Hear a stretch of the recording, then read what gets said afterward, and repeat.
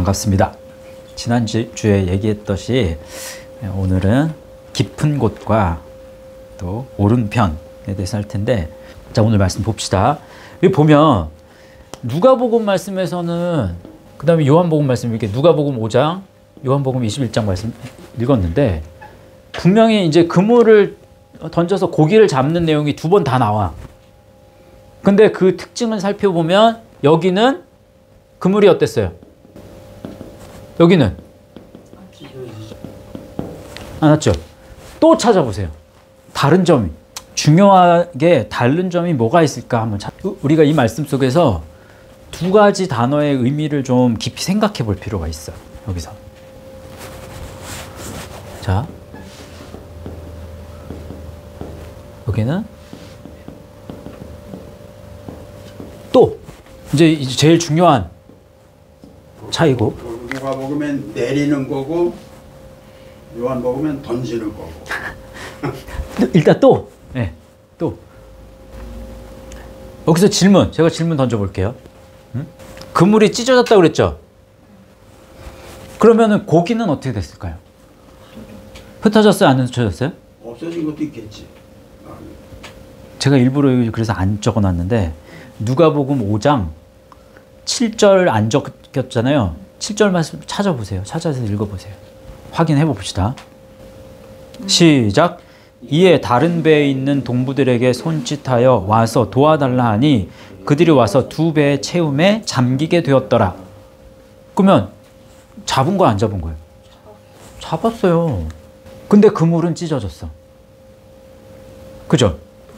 그러면 우리가 지금 이제 우리가 발견하려고 하는 게 뭐냐면, 물고기의 의미가 뭔가, 그 다음에 그물이 의미하는 바가 뭔가, 이 두 개를 이제 찾아야 된단 말이에요. 이제 요거부터 이제 한번 이제 찾아봅시다. 물고기의 차이를 보세요. 누가복음과 요한복음의 물고기의 차이가 뭔지 발견해 보세요. 뭐가 달라요? 요한복음은 큰 물고기만 잡힌 거. 여기서는 큰 물고기만 잡혔다고 했어. 그쵸? 근데 여기서는 물고기가 그냥 많이 잡혔는데 어떤 물고기인지가 안 나와 있어. 그쵸? 그러면 물고기가 의미하는 바가 뭔데요? 예전에 우리 오병이어하고 칠병이어 할 때 물고기가 의미하는 거 뭐라고 그랬었어요? 그때는 세상 필요라고 했어요. 그게 첫 번째. 근데 이거는 항상 두 가지로 같이 봐야 되는데, 그러니까 여러분이 조심하셔야 될 게, 오병이어하고 칠병이어에서 물고기는 세상 필요였으니까 여기도 세상 필요야, 이렇게 보면 그건 안 돼요. 그래서 세상 필요로 볼 수도 있어요, 여기에서. 근데 그렇게 되면 세상 필요에 대한 부분으로 말씀이 해석이 되는 거야. 근데 이원론으로 봐야 되잖아. 그러면 세상 필요가 될 수도 있지만, 두 번째는 이 물고기는 뭘 또 나타낼 수도 있는가? 영혼이나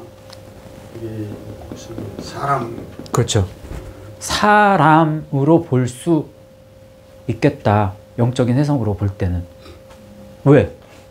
그거를 입증해야 되잖아, 또 우리가. 네. 마태복음 13장 47절에서 48절 제가 적어놨죠. 봅시다. 시작.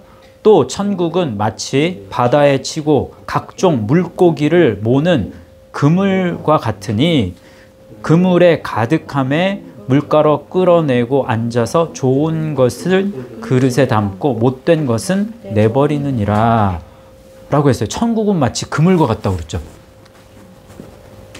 천국. 그건 마치 그물과 같대요. 그물에 잡힌 이 길을 가는 사람이 물고기라고 얘기한다고. 그래서 좋은 물고기와 나쁜 물고기를 구분한다고 그러잖아요, 지금. 그렇죠? 그러면 천국은 마치 그물 같다 라고 했어요. 그러면 물고기는 일단은 사람일 수 있겠다. 또 하나 입증할 수 있는 게 뭘까요? 물고기는 사람을 상징할 수 있다라고 하는 걸 또 밝힐 수 있는 말씀이 하나 더 있습니다. 예수님이 베드로한테 뭐라고 그랬어요? 사람을 낚는. 그래요. 맞아. 마태복음 4장 19절 말씀이에요. 시작. 말씀하시되 나를 따라오라. 내가 너희를 사람을 낚는 어부가 되게 하리라 하시니 라고 했죠.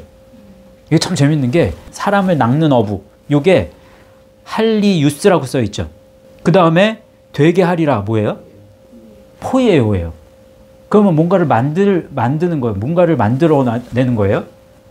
근데 할리우스가 어디서 온 말이냐면 할스에서 왔어요. 소금이에요. 그러면 내가 너를 사람을 낚는 어부가 되게 할게. 그러면 사람이 맛을 잃었어. 짠맛을 잃은 사람이 짠맛을 낼 수 있도록 만들게. 그 얘기예요. 이해하셨어요? 그래서 물고기는 사람을 뜻해. 어떤 사람을 모으느냐 이것이 중요한데 그물이 찢어졌다, 그물이 찢어지지 않았다. 이건 그럼 무슨 의미일까? 그물이 찢어진 것과 그물이 찢어졌다고 해서 사람을 지금 낚지 않은 게 아니야. 물고기를 많이 잡았어 여기도. 근데 어떤 물고기인지 이제 일단 몰라. 오른편으로 갔을 때, 깊은 곳으로 갔을 때는 그냥 많이만 잡았어. 그렇지만 오른편으로 갔을 때는 큰 물고기를 잡았다. 라고 했어요. 이게 굉장히 중요한 차이예요. 이 오른편 이제 잠깐만 요것만 하고 해드릴게요. 그물의 의미 한 다음에 요거 이제 요 오른편 해드릴 거예요. 그러면 그물이 찢어졌다라는 게 그러면 무슨 개념일까요? 그냥 합리적인 생각으로 생각해 보시면 돼요. 아니 그물이 안 찢어졌으면 그러면 다음번에 쓸 때 어때요? 바로 쓸 수 있어. 근데 그물이 찢어지면 시간이 많이 걸린단 말이에요. 그렇잖아. 그러면 그물이 찢어지지 않았다는 건 이 길을 감에 있어서 천국은 그물이라고 그랬잖아요. 그렇잖아요. 그러면 그물이 찢어지지 않았다는 건 멈춤 없이 이 길을 잘 갈 수 있는 거예요.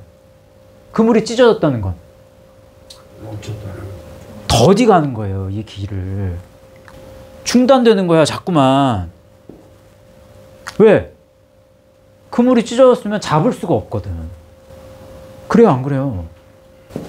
지난번에 제가 우리가 이제 이거 생각해보면 굉장히 이게 중요한 내가 지금 이 길에 들어서서 깊은 곳으로 가고 있는지 아니면 내가 오른편으로 가고 있는지를 무엇으로 구분을 하느냐. 이게 지금 오늘 말씀의 핵심이에요 사실. 그 핵심을 알기 위해서는 그물이 뭔지 일단 알아야 돼. 물고기의 의미도 알아야 되고. 여기까지 따라오셨죠? 그러면 열심히 걷는다고 걸었는데 깊은 곳으로만 가.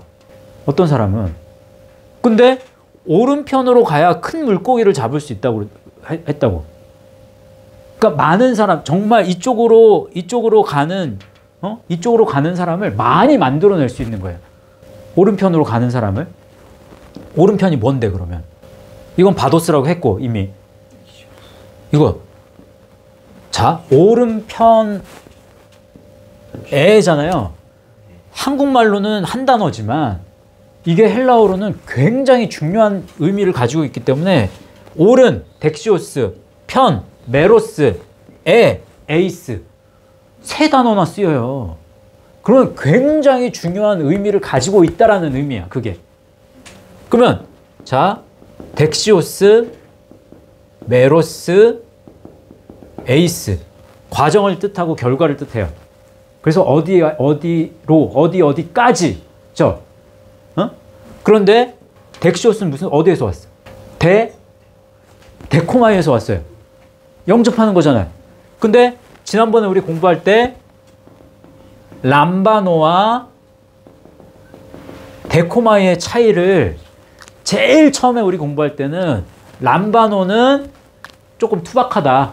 캐치. 던지면 그냥 받는 거. 또 데코마이는 조금 소중한 것을 다루는 거. 그런 걸로 의미를 이제 해드리기도 하고 최근에 또 의미를 밝혀드릴 때는 람바노와 데코마의 차이 뭐라고 말씀드렸어요? 자력의 지적을 맞아요. 그래서 람바노는 조금 더 예정에 가깝더라.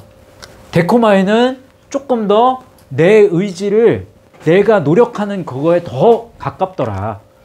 왜? 손으로 취한다라는 개념이 있잖아.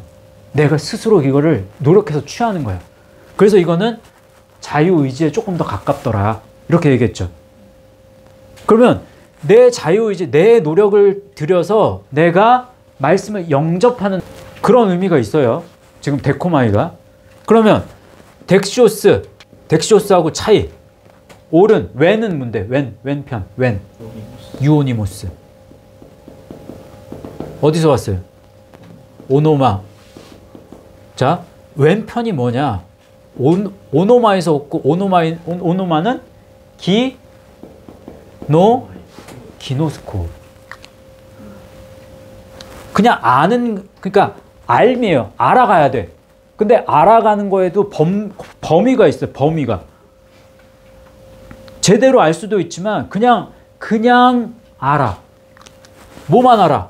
이름만 알아. 이름을 안다는 건 그 사람을 안다는 건데, 근데 그 이름을 알면 하나님이 우리의 이름을 부르는 거는 모든 것을 다 아는 거예요. 근데 사람은 달라. 배워야 돼. 배워서 알매 그 과정이 굉장히 중요한데 배우질 않아. 그냥 예수님의 이름만 아는 거야. 껍데기만 안다고. 그래서 명분은 그럴듯한데 속알맹이가 없는 거야. 우리는 다 믿는 사람들은 왼편에서 시작합니다. 그런데 말씀을 영접하는 것을 통해서 자꾸만 오른쪽으로 나아가는 거란 말이에요. 이것을 통해서 오른편, 메로스예요. 메로스 무슨 뜻이에요? 목. 그러면 말씀을 영접할 때마다 몫이 주어져. 그래서 목, 과정, course, 과정, part, 부분, share, 나눔, coast, 해안이에요. 해안. 해변이 있어야 배를 띄우지. 그래서 오른편에까지. 그러면 말씀을 영접함을 통해서 몫을 얻는 데까지 가야 되는 거예요. 그게 오른편이야. 그러면 이 길을 잘 갈 수 있어. 그물을 찢어지지 않는다는 거. 그런데 자, 여기까지 이제 따라오셨죠? 이해하셨죠? 그럼 이제 지난주에 제가 질문을 제가 이 말씀을 보게 된 이유가 내가 지금 이 길을 잘 가고 있는지 안 가고 있는지 그걸 뭘로 판단을 해봐야 되잖아. 우리가 우리 자신을 점검할 때 정신승리만 할 수가 있단 말이에요. 나는 내가 제대로 못 가는데 나는 잘 가고 있다고 착각할 수도 있잖아요. 그렇잖아요. 그걸 뭘로 하냐는 거예요. 그 구분점을 내가 지금 현 시점에서 내가 현실 세계 속에서 살아가면서 내가 정말 그냥 내 생각으로 난 잘 못 가고 있는 것 같아. 나 잘 가고 있는 것 같아. 그건 판단의 기준이 될 수가 없어요. 성경에서 가르쳐준 기준이 아니란 말이에요. 성경에서는 명확하게 내가 지금 이 길을 잘 가고 있다, 못 가고 있다, 그거를 구분할 수 있는 방법을 제시했단 말이에요. 아마 되게 많을 텐데 저는 지금 그 중에 하나를 발견한 거야. 그게 뭘까요? 마태복음 18장 23절 말씀 읽어보세요. 시작. 그러므로 천국은 그 종들과 결산하려 하던 어떤 임금과 같으니 라고 했죠. 이때 우리 이거 많이 했습니다. 이제 임금이 종들을 이제 불러서 결산을 한단 말이에요. 임금은 이제 뭐 예수 그리스도 아니면 하나님 되겠죠. 그러면 이때 결산 뭐예요? 산. 아이로에 쉰이 붙어요. 아이로를 한 번에 갈 수가 없으니까 이걸 다 모은단 말이에요. 일생 동안 살아간 아이로의 길을 간 거를 다 종합을 해보는 거야. 말씀으로 이 길을 갈 수밖에 없으니까 로고스에 쉰아이로가 들어간단 말이에요.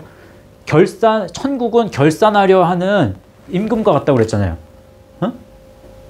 근데 이 말씀이 뭐에 대한 말씀인 줄 아세요? 이 말씀의 결론이 뭘로 나요? 이게 베드로가 질문한 질문 때문에 지금 예수님이 이 말씀으로 비유를 하시는 건데 자, 이건 말씀 이제 찾아서 보세요.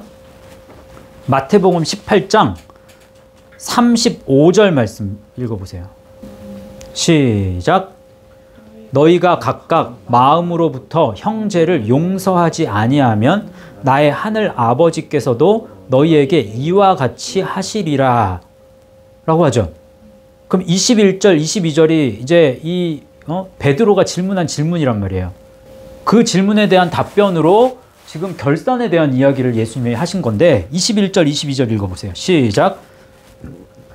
베드로가 나와 이르되 주여 형제가 내게 죄를 범하면 몇 번이나 용서하여 주리이까? 7번까지 하오리까? 예수께서 이르시되 내게 이르노니 7번뿐 아니라 7번을 70번까지라도 할지니라. 뭐에 대해서 나와요? 형제를 용서하는 거하고 관계가 되는 거예요. 형제를 용서하는 거. 이게 참 이상하단 말이에요. 제가 이 말씀 묵상하고 연구하기 전까지는 도저히 이해가 되지 않는 말씀이 뭐였냐면 로마서 14장 10절 말씀 있죠. 너희가 다 하나님의 심판대 앞에 서리라. 요 말씀 많이 했어요. 그 베마 공부하면서. 근데 한번 읽어보세요. 시작. 네가 어찌하여 네 형제를 비판하느냐? 어찌하여 네 형제를 업신여기느냐? 우리가 다 하나님의 심판대 앞에 서리라. 왜 형제를 비판하는 형제를 업신여기느냐? 이 말이 여기에 나올 건가? 이게 그렇게 중요한 건가? 근데 이게 이해가 안 갔단 말이에요. 전에는. 비판하다. 크리노예요. 크리노. 크리노는 판단하는 것부터 시작돼요. 분별하고 구별하고 판단하는 것부터 시작합니다. 근데 크리노는 뜻이 18가지나 돼. 그래서 그거를 쭉 순서를 매기면 제일 얕은 거는 그냥 구별하고 판단하는 거지만, 그렇지만 이게 점점 이게 심오해지면, 뜻이 깊어지면 그럼 어디까지 가요? 지옥에 떨어뜨리다까지 가요. 유죄 판결을 내려요. 내가 유죄 판결을 내려버려. 내가 저 사람을 심판을 해버리는 거야. 심판의 주체는 말씀이고 하나님이에요. 근데 우리는 각자가 다 심판자가 돼버렸어. 저 사람은 지옥갈로. 나한테 조금 잘못하면 저 사람은 지옥갈로면. 그렇게 해버린다고. 내가 하나님이야 다. 나한테 조금만 잘해주면 금방 저 사람은 천국갈로. 이렇게 생각해버린단 말이에요. 이게 얼마나 이 하나님을 무시하는 처사인지 몰라요. 그 다음 말씀 보세요. 네 형제를 업신여기다. 엑스테데오라는 말이에요. 엑스테데오. 그러면은 무시하다, 하찮게 여기다. 그 다음에 아주 낮게 평가하는 거예요. set at note. N-O-U-G-H-T. note. note가 이게 0, 무, 0, 빵. 너는 빵점이야, 빵점. 넌 빵이야. 너 아무것도 아니야. 그렇게 그냥 취급해버리는 거야. 네가 아무리 노력해도 너는 그냥 빵점짜리야. 뭐에 대해서? 너 이거 인정해주지 않는 거야. 넌 이거 갈 사람이 아니야. 내가 그냥 판단해버려. 넌 지옥 갈 사람이야. 이런 식으로. 그러면 여기서 이제 우리가 두 가지를 발견해야 될 게 있는데, 첫 번째는 여기에서 지금 형제에 대한 언급이 굉장히 많이 나오는데 누가 형제인가? 그걸 일단 알아야 돼요. 형제가 누구냐라는 거예요. 누가 형제예요?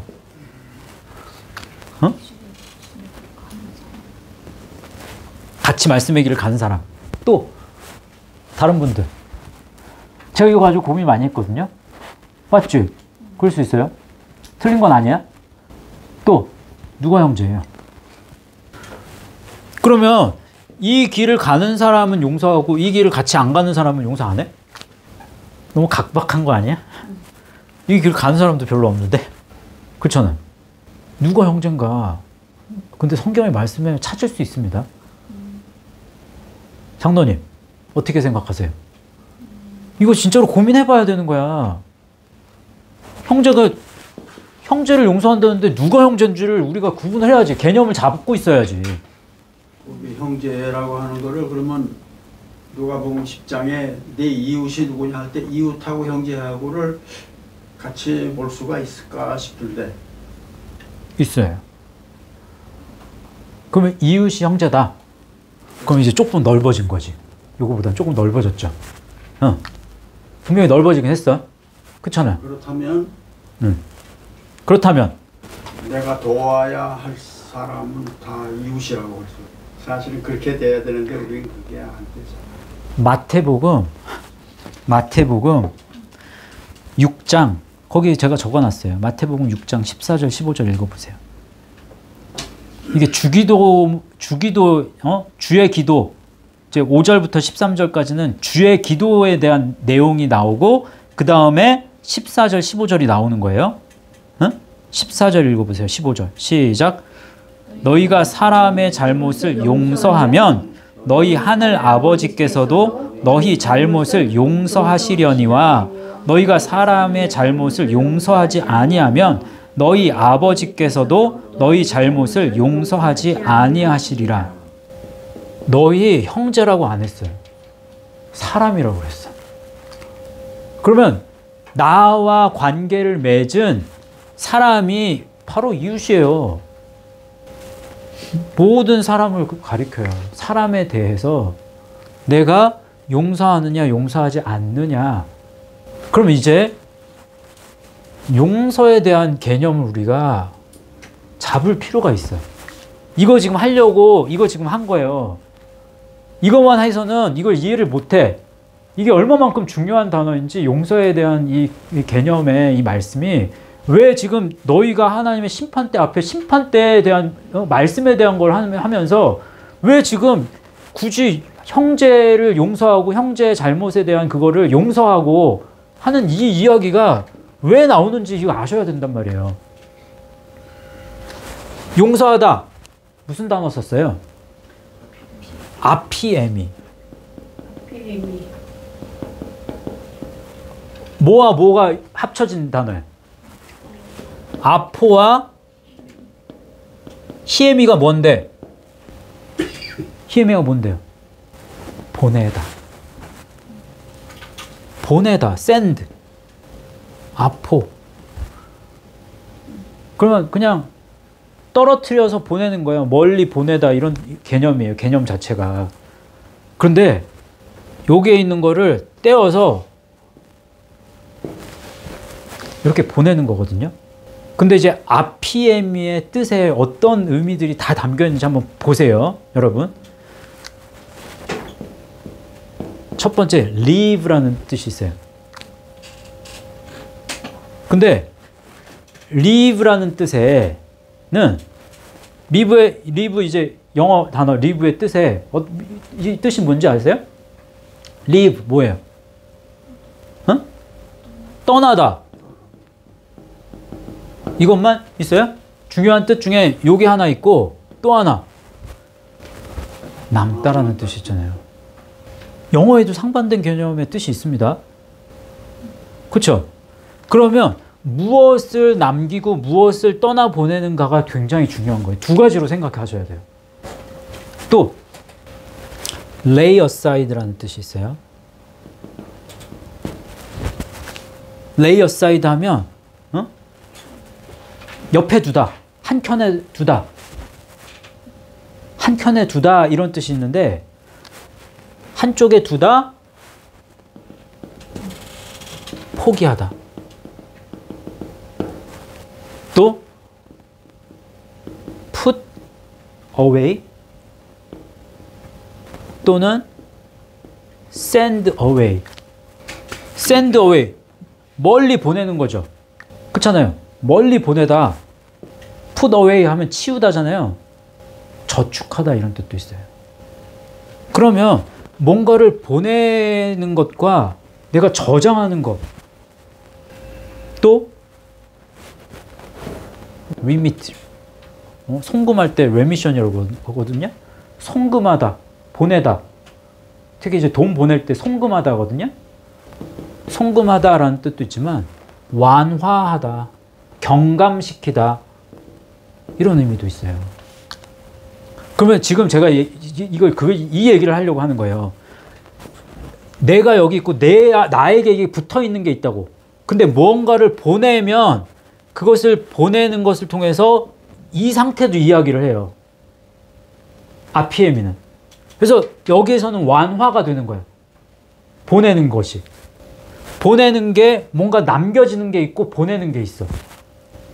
그래서 지금 아피엠이 용서하다, 또 suffer, 고통받다. 그리고 여기서 질문. 뭔가를 용서한다고 했잖아요. 아피엠이 그러면 forgive라는 뜻이 있어요. 용서하다. 거기에 cry, 울다가 있어. suffer, 고통받다, 고통당하다. 그러면 이게 고통을 당할 때 우리가 누군가를 용서해야 된다 하고 막 할 때 고통을 생각해. 분명히 상처를 받았으니까. 근데 여기에서 이 아피에미에서 말하는 이 고통은 어떤 고통일까라는 거예요. 내가 누군가를 용서한다고 했을 때 누군가가 나한테 준 아픔만을 생각한단 말이에요. 그렇잖아. 내가 받은 것만 생각해. 이 사람이 나한테 준 것만 생각한단 말이에요. 그래서 울어. 그래서 고통받아. 그 아픔만 생각해서. 그러면 절대로 용서가 안 돼요. 여기에서 말하는 고통받는 거, 내가 지금 당한 것을 이제 끊어내는 뭔가 과정 속에서 뭔가를 떠나보내야 돼. 뭔가를 남기고. 그래서 그것이 이쪽으로 나가는, 나한테서 떨어져 나가는 속에서 이게 고통이 뒤따른 거예요. 근데 무엇으로 이렇게 떨어뜨리는데, 그러면? 이렇게 떨어뜨릴 수 있는 게 뭔데? 뭔가를 나에게 붙어 있어. 뭔가가 나한테 왔단 말이에요. 그걸 떠나보내야 되는데, 그걸 뭘로 떠나보낼 수 있느냐? 뭘로 떠나보낼 수 있어요? 그래서 내가 용서를 하느냐 안 하느냐가 지금 이거를 잘 가느냐 못 가느냐 하고 너무 이게 연관성이 많다고 얘기하는 거예요. 새 언약의 말씀으로가 아니면 용서가 있을 수 있다 없다? 없어요. 용서의 흉내는 낼 수 있지. 착각은 할 수 있어요. 근데 실질적인 용서는 예수 그리스도 외에는 용서의 개념을 아는 인간은 없어요. 그게 말씀이 얘기해 주는 말씀입니다. 그걸 제가 어떤 말씀으로 입증해 드릴 수 있냐면 다음 주에 우리가 이 말씀 굉장히 깊이 살펴볼 텐데 베드로 후서 1장 5절에서 7절인가요? 한번 찾아서 읽어보세요. 찾으셨어요? 시작. 그러므로 너희가 더욱 힘써 너희 믿음의 덕을, 덕의 지식을, 지식의 절제를, 절제의 인내를, 인내의 경건을, 경건의 형제 우애를, 형제 우애의 사랑을 더하라. 제일 마지막이 뭐예요? 형제 우애의 사랑을 더하는 거야. 형제 우애의 사랑을 더하는 게 형제를 용서하는 개념하고 같은 개념입니다. 이게 제일 마지막 단계인 거예요. 그럼 이 전에 있는 이 지금 베드로후서 전에 믿음부터 시작해서 지금 형제 우애 그 사이에 있는 모든 것들이 그 개념이 다 담겨 있는 말씀인 거예요. 그래서 말씀으로 결산을 함에 있어서 말씀으로 잘 모았구나 모으지 않았구나의 개념은 내가 사람을 용서하고 용서하지 않고의 개념하고 맞아떨어지는 거예요. 제가 이 말씀이 우리 교회 지금 성도님들한테 굉장히 중요한 말씀입니다. 왜냐하면 용서 못하는 사람들이 많거든. 지금 용서 안 해. 안 하는 게 아니라 못해. 근데 말씀 묵상을 열심히 잘해.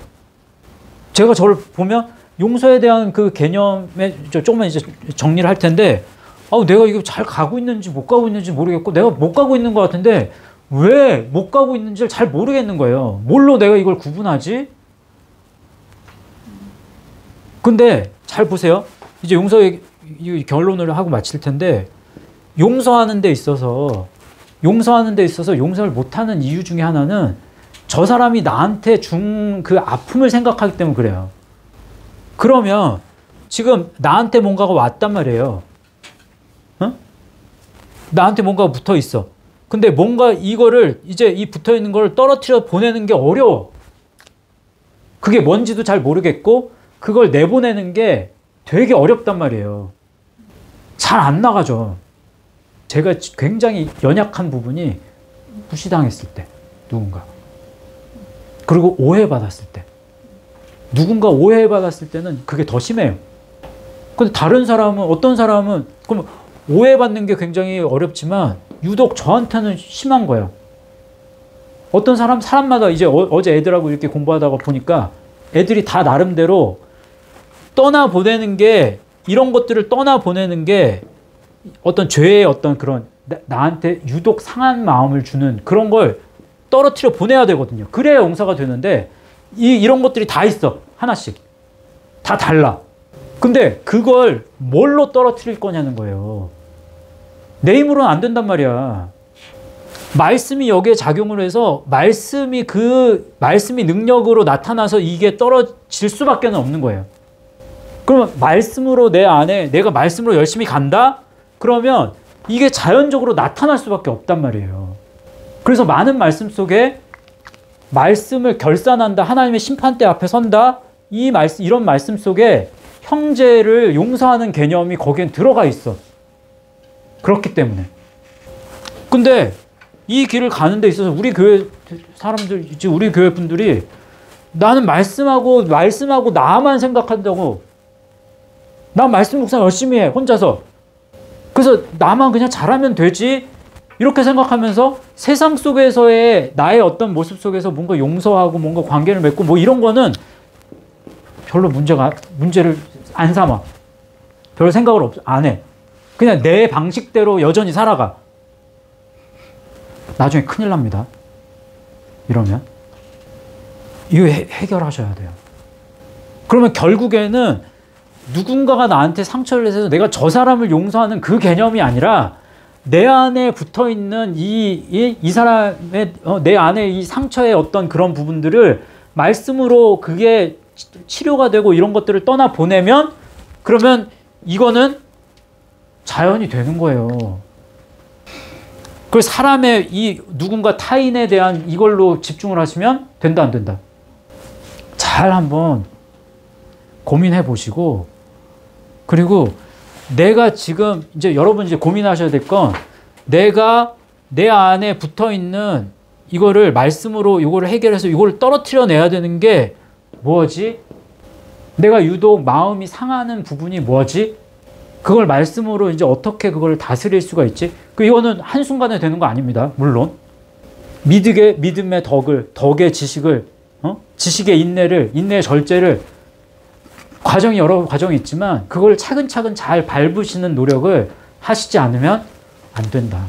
그래서 이 과정 가운데서 저는 우리 성도들이 정말 나중에 심판대 앞에서 칭찬받았으면 좋겠어요. 저도 마찬가지. 그래서 용서의 부분은 계속 이제 깊이 묵상하시면서 계속 이걸 끌고 가셔야 돼요. 오랫동안. 그러실 수 있길 바랍니다. 기도하고 마치기 전에 로마서 12장 19절에서 21절 요거 읽고 마칠게요. 요거 읽고 마치는데, 누군가 그러면 잘못한 거에 대해서 나는 벌 주고 싶잖아. 로마서 말씀에 답이 있어요. 이 말씀에 요거 읽고 마치겠습니다. 시작. 내가 사랑하는 자들아, 너희가 친히 원수를 갚지 말고 하나님의 진노하심에 맡기라. 기록되었으되 원수 갚는 것이 내게 있으니 내가 갚으리라고 주께서 말씀하시니라. 내 원수가 줄이거든 먹이고 목마르거든 마시게 하라. 그리함으로 네가 숯불을 그 머리에 쌓아 놓으리라. 악에게 지지 말고 선으로 악을 이기라. 자, 그래서 믿음은 이런 거예요. 이게 굉장히 최고 수준의, 높은 수준의 이 믿음을 예수님께서는 우리에게 요구하십니다. 이렇게 되실 수 있기를 바라요. 자, 같이 기도하겠습니다. 하나님 감사합니다. 오늘 우리에게 하신 말씀이 너무나 어려운 말씀이고 그렇지만 너무나 중대한 말씀인 것을 알게 하신 것을 감사합니다. 우리 자신이 이 말씀의 길을 잘 걷고 있는지 걷지 못하고 있는지 여러 가지 말씀의 진술을 통해서 검증하게 하시고 또 우리 자신을 식별하는 그런 것을 통해서 더 힘써서 말씀의 길을 향해 나아갈 수 있는 우리 예수말씀교회에 속한 성도들 되게 하여 주시옵소서.